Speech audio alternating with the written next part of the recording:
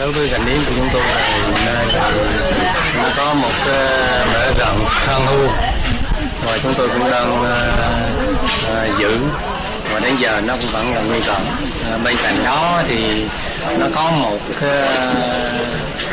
hòn yến rất là thiên nhiên nó tạo nên, và đến giờ phút này thì phải nói là một trong những cái cảnh cũng tương đối là đẹp.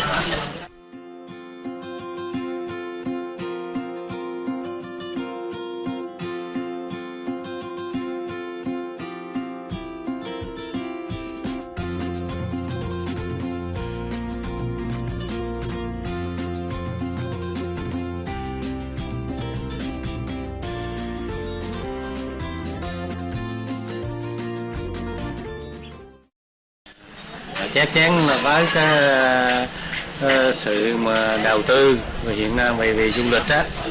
thì chúng tôi sẽ với chính quyền địa phương thì chúng tôi sẽ cùng với các cấp các ngành gìn giữ và tôn trọng cái cảnh đẹp mà thiên nhiên đã ban tặng cho mình nữa, để trở thành một cái điểm du lịch lôi cuốn tất cả các khách du lịch trong nước cũng như ngoài nước sẽ đến tham quan đối với mình.